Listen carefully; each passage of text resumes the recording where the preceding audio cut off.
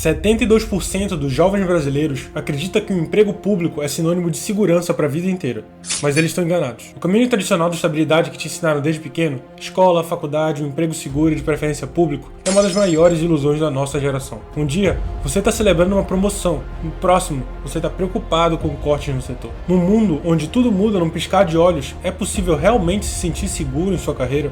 Fomos ensinados a buscar estabilidade, a evitar riscos. Mas e se eu te disser que essa tal estabilidade é a própria corda bamba sobre a qual estamos todos caminhando? E se eu te contasse que mesmo sendo funcionário público, você não está livre do risco de ficar sem renda? Sim, os riscos estão sempre do seu lado. E quanto mais você ignora, pior pode ser o baque. Não acredita em mim? Então vamos dar uma olhada nessa lógica através de um exemplo interessante. O problema do peru. E antes que você pergunte o que um peru tem a ver com isso, eu prometo que, no final desse vídeo, você terá uma visão completamente nova sobre emprego, estabilidade e perus. A questão é, você está pronto para descobrir a verdadeira estabilidade no mundo profissional?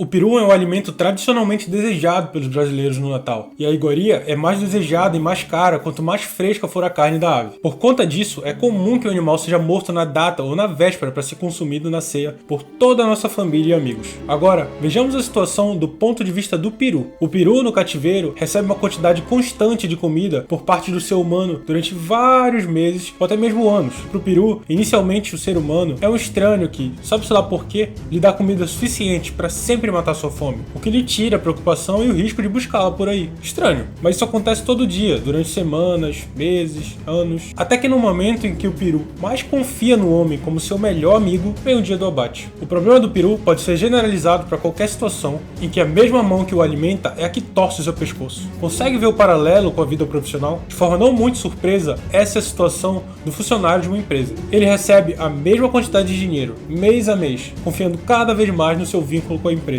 Afinal, ele já está lá há 2, 5, 10 anos, fez tudo direitinho, conseguiu promoções por isso e a segurança financeira cresceu. Mas quando uma crise se instala, o conforto pode se transformar rapidamente em uma calamidade. Empresas enfrentam dificuldades e aqueles anos de serviço leal não garantem nada quando as tempestades chegam. Toda aquela confiança adquirida e o fluxo de dinheiro constante que chegava até suas mãos simplesmente evapora. É como o término de um relacionamento que a pessoa não tinha a menor dúvida de que seria para sempre. Até que o parceiro lhe revela que aquilo não é mais o que quer pra vida. Mas tem um jeito de escapar dessa armadilha. É comum ouvir de motoristas de aplicativo que o mercado de trabalho está ruim e que eles estão rodando para manter sua vida enquanto não conseguem um emprego formal. Talvez ele te diga que tem um irmão que estudou e virou contador, que ele se arrepende de não ter feito uma faculdade para ter um emprego estável como o do irmão. Ele te conta que o irmão ganha 2.500 por mês, mais ou menos o que ele ganha com as corridas, só que mais seguro. A renda do motorista é extremamente variável. Às vezes, ele ganha uma bolada, em outros dias não consegue nem cobrir seus custos, mas mês a mês, ano a ano, no total, os dois ganham praticamente o mesmo. Os dois já estão na meia-idade. O contador tem 53 anos e o motorista 55. O motorista lamenta que seu irmão já tem 28 anos de boa contribuição para o INSS, mas ele parou de contribuir desde que deixou a profissão de taxista, há 10 anos.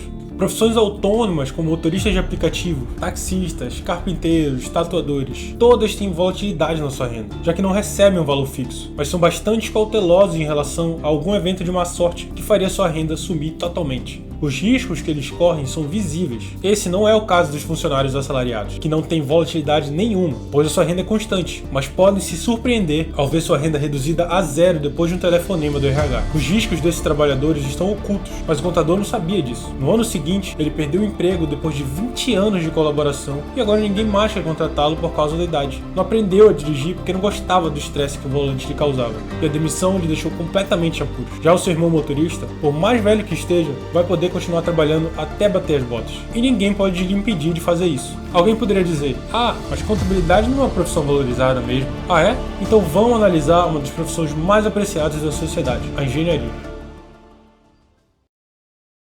Será que a suposta inteligência que você adquire na escola e na faculdade é de fato algo necessário para a vida? Aquele conhecimento colocado numa caixinha que avalia sua performance contra fórmulas malucas de sala de aula é mais importante do que a pura e simples aleatoriedade?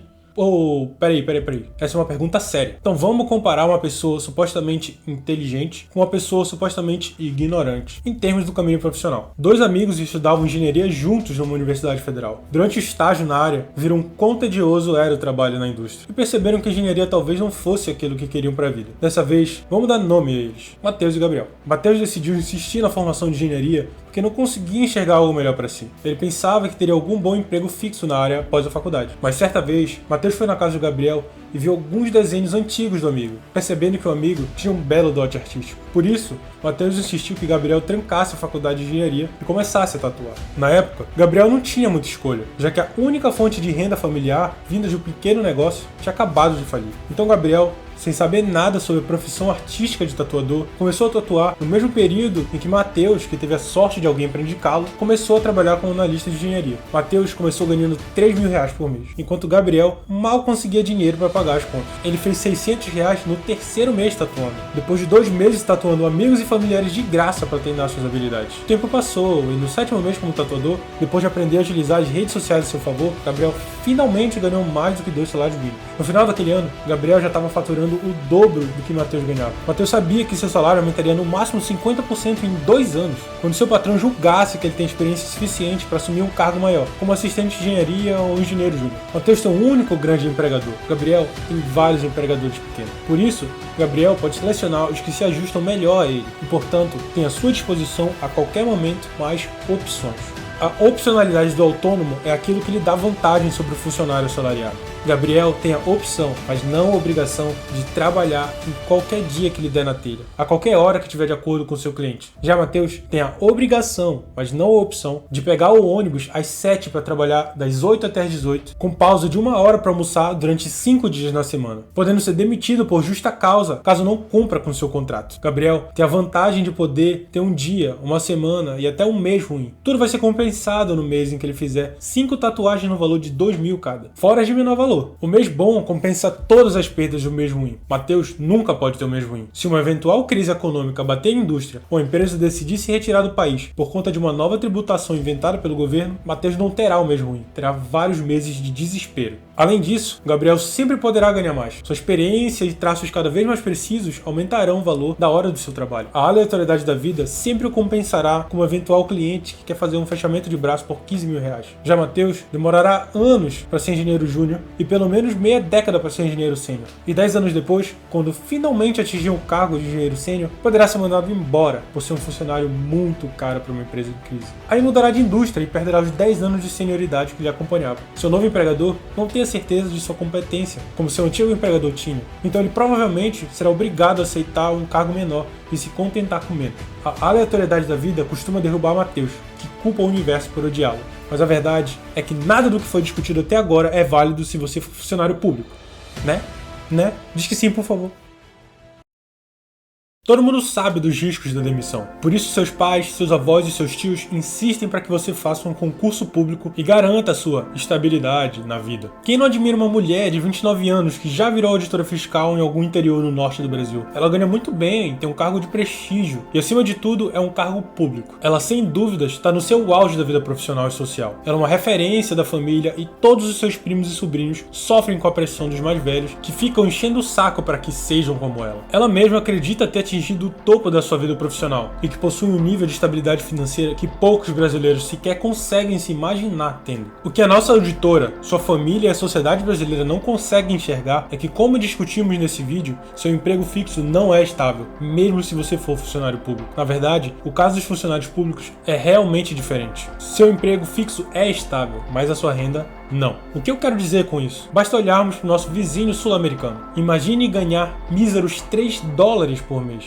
Seu emprego continua lá, só não sustenta mais. Esse é o caso dos funcionários públicos venezuelanos. Um auditor fiscal venezuelano que passou 5 anos estudando para o concurso e obteve o cargo em 2010 teve um salário digno por no máximo 6 anos, quando a crise hiperinflacionária estourou na Venezuela. Agora imagina um contador que era funcionário público há 20 anos quando a crise chegou e agora o dinheiro venezuelano passou a valer mais como papel higiênico ou como pipa do que como meio de troca. Os hermanos argentinos estão seguindo os mesmos passos de responsabilidade fiscal e monetária, causando consequências diretas aos empregos estáveis do funcionalismo público. O risco dos funcionários públicos é baixo por serem pagos diretamente por quem emite a moeda, o governo. Mas subestimar esse pequeno risco pensando que ele é menor do que realmente é, foi justamente o que fez os venezuelanos perderem para sempre os frutos de seu próprio trabalho e esforço. A auditora fiscal brasileira, se tivesse nascido no país vizinho, não conseguiria se manter e talvez se visse obrigada a fugir do próprio país e trabalhar em algum pequeno comércio de um país vizinho, já que seu diploma não valeria de nada nesse outro país. Ela no mínimo teria de passar por um processo de validação da própria formação por alguns anos, enquanto trabalha em um emprego comum para se sustentar, e jamais voltaria a ter o mesmo cargo de prestígio de anteriormente. Professores universitários também enfrentam um mesmo pequeno, mas muito subestimado risco. A maioria dos professores que conheci tem uma hiperespecialização tão grande que, se um evento dessa magnitude destruísse o Brasil, provavelmente teriam que arranjar outro emprego, sem qualquer relação com engenharia, física ou matemática, já que nenhuma empresa séria trataria anos de jornalismo